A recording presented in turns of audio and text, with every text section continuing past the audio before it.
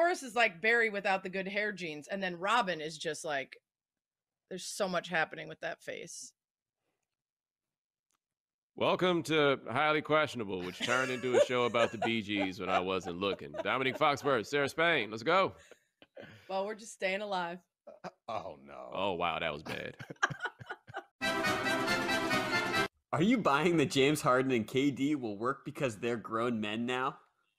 All right, so we had a good one last night between the Bucks and the Nets. Kevin Durant, just incredible, coming off an Achilles tear in a way that we did not think was possible. And James Harden looking like he actually enjoys playing with another person. And so after the game, this was the thing he had to say, is that, hey, they're not the young guys they were in Oklahoma City. They don't just want to run and dunk now. He feels like they're more grown. They know what they want to do. They know what they want to get out of this.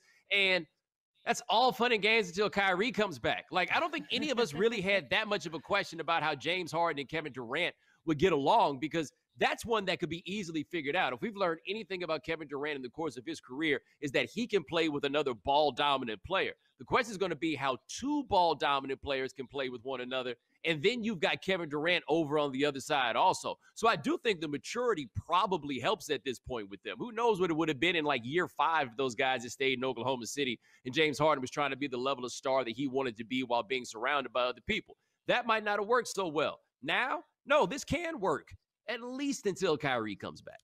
Yeah, I mean, I'm not sure that it didn't work last time. What was the suggestion, that they were too young? Like, it worked last time. They got to the finals, and then they traded away Harden. So we're not sure what would have happened, but I think you're right. The maturity combined with the pelts on the wall, because they both have their kind of legacies already set. It helps to be able to have proven that you can carry a team, even if it's not to winning a championship, but you can carry teams deep into the playoffs on your offensive ability. Both of them have done that at different times. So I think that helps. And now the important thing is just winning. And I think the points he was making about knowing your spots and understanding the game, of course that helps. When you're smarter, you're more experienced, it allows you to be more efficient in your movements and help other people out. So there's no reason to believe that this can't work. But the problem is that maturity extends to both of those players. We're not so sure how much that extends to that third player. I'm not sure that I would call him immature, but I'm certainly not going to jump out there and say that he is mature. So Bomani's right. This looks great right now. We'll see what happens when Kyrie comes back, not just because he's ball dominant, but because he is mercurial. That's the word we're using, I think. Yeah, let's go with that. Let's go with that.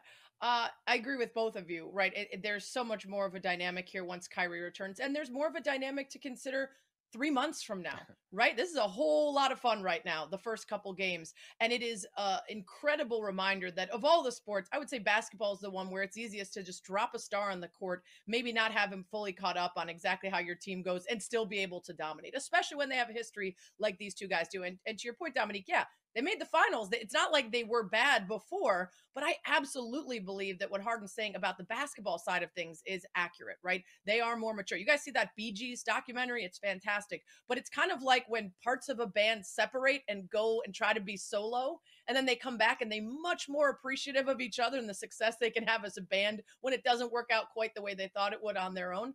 And that's what James Harden is feeling right now. Because for Kevin Durant, that team got split up and he goes and gets his title. Harden's still looking for that. So he comes back with a different mindset of, I need you to get me the thing that I want. The issue, of course, again, to your point, is when Kyrie comes back, what happens? Which BG is Kyrie? The one with the teeth that was always feeling like maybe he didn't quite get the same genes as the other two. You watched the whole damn documentary and you can't remember which one of them Robin. is which? It's Robin, right? I wasn't paying attention to their names. I was enjoying the music, Bo. Robin, the one with the teeth, right? Should we make a big deal of Steph's clutch 3 over Anthony Davis last night? Hey, man, the Warriors looked terrible until Draymond Green came back, and you can look at all his scoring numbers and think that he is terrible too, except for the fact that the Warriors are so much better for the fact that they have him. So, yeah, it's kind of cool that Steph hit that shot on Anthony Davis, and Anthony Davis hasn't scored 20 points in the last 4 games. I'm sure that's disappointing for you if you are the Lakers. But at some point, people like me who did raise that question about Steph Curry, about he could raise your ceiling, how much does he raise that floor? You get Draymond Green with him, and all of a sudden, even if they don't look great, they have moments where they look like the Warriors that we thought we knew, even without Klay Thompson being there. And I have to say, I have found it incredibly impressive that they have done this much, especially winning this game against this Lakers team, who came out of that game still making you feel like, damn, they're really good. So is Steph Curry.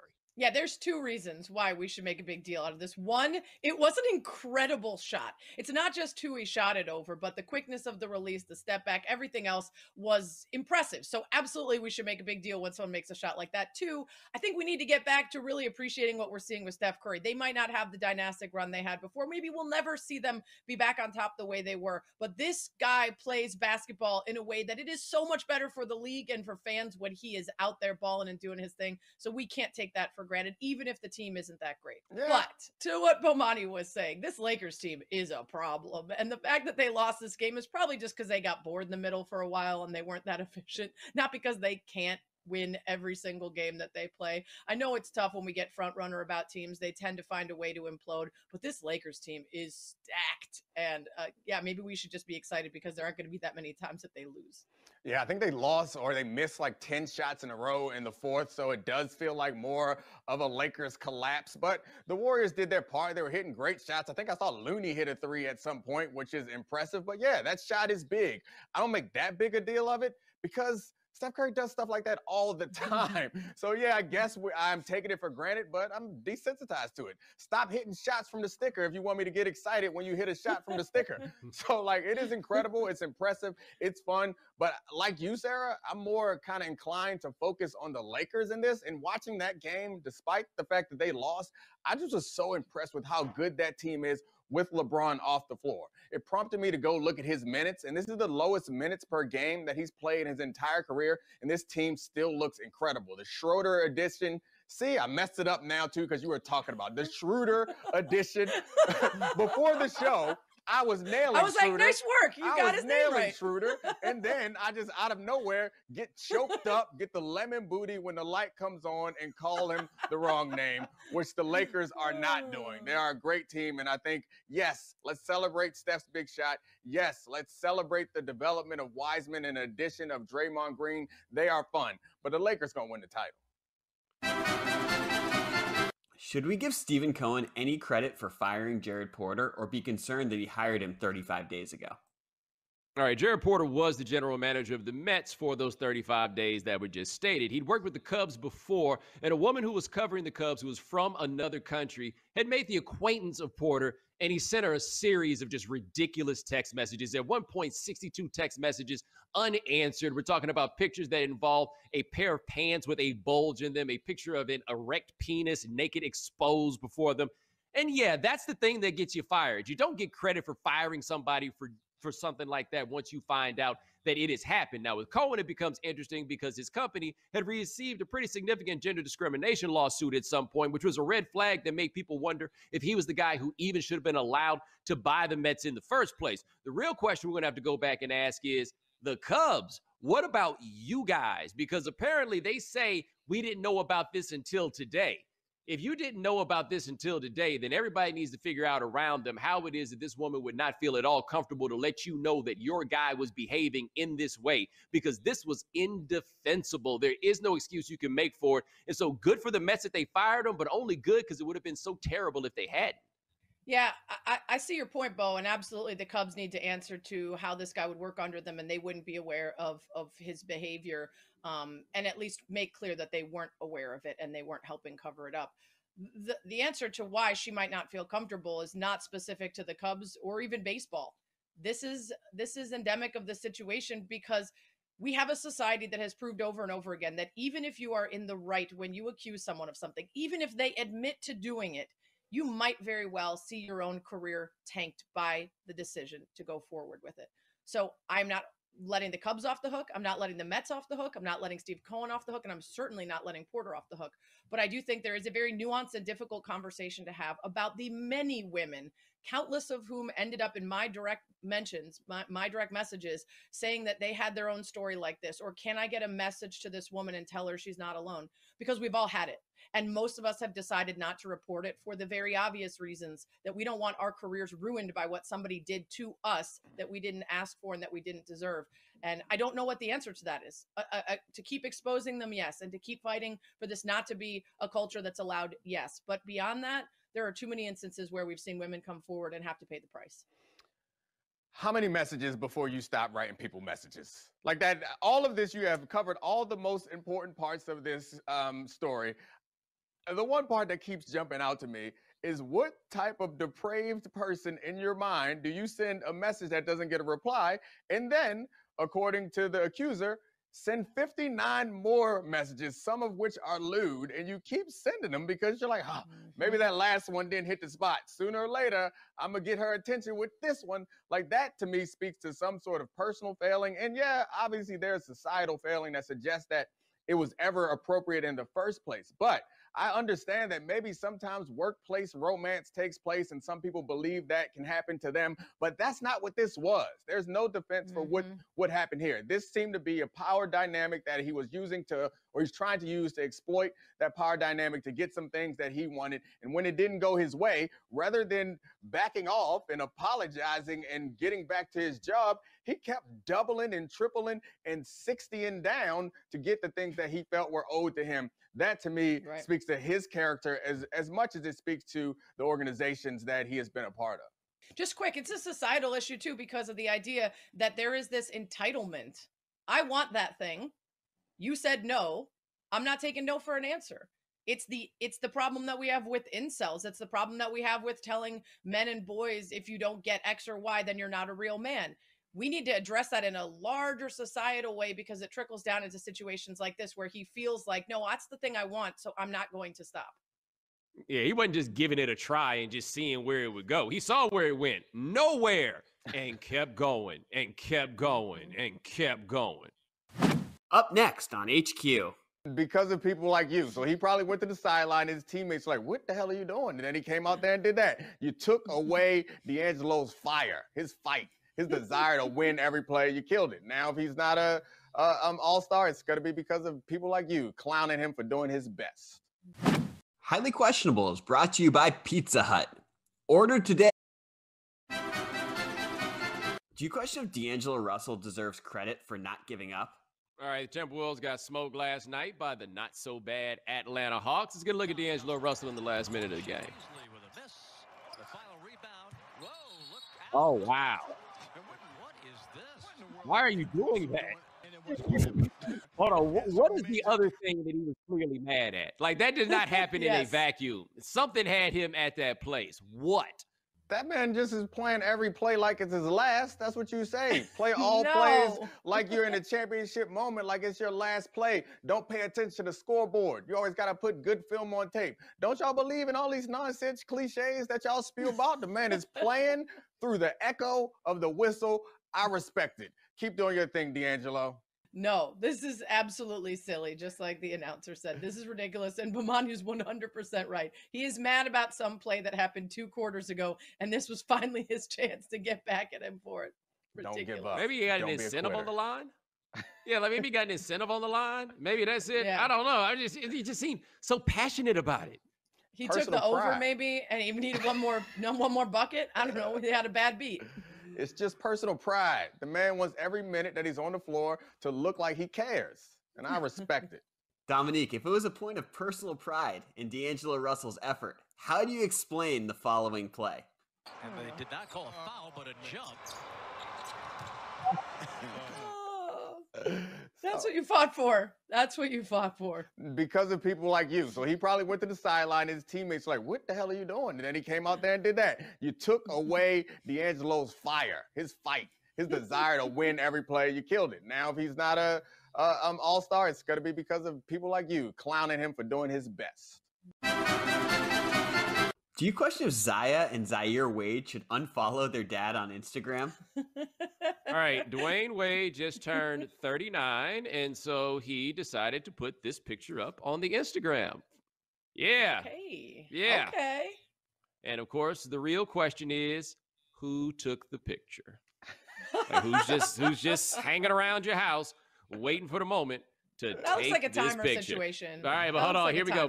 timer. We got the kids here. The kids not really interested in this. They have no interest in seeing this. And yeah, they really might just have to unfollow their dad because this appears to be how they get down is going to be on the internet over there. I don't know what to say about it. It's a world that I'm unfamiliar with, and the fact that he's 39 means that he's 2 years older than me. So I can't just blame it on age. Like, I am not comfortable with putting that much of my self on the internet and suggesting this much about what I'm up to. It's none of your business. But apparently, to be celebrities in this modern culture, that's part of the get down. Yeah, nope, there's no way to defend this. It's gross to be a child and see your dad up there making sexually suggestive Instagram posts. And why does he need to do this? I mean, I guess it gets him on this show, which is everyone's goal in life. We do together and how cute it is. And to Bo's point, I'm always wondering who's taking the photos. This one might be an automatic timer situation leaning against the bathroom mirror. We can't say for sure, but I think they might have just hired someone who walks around and takes photos all the time, just based on the amount of content that they produce every day. As for the kids, I get it. Like, we've all been young enough to be grossed out by our parents getting it on. But at the same time, if you think that your dad at 39 is not getting it on, then you're going to be sorely mistaken when he's 79 and he's still posting pictures like this. So you better get used to it now. Old people have sex. Yeah. Old people having sex is not their problem. Putting it on the internet is where the issue comes up here, right? Like, I don't know where this other. I just feel like you just like doing stuff like that. I mean, the issue is clearly that they put it in front of everybody.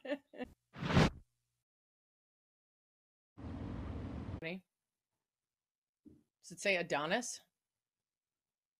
All I got is the ADNI. Alumni.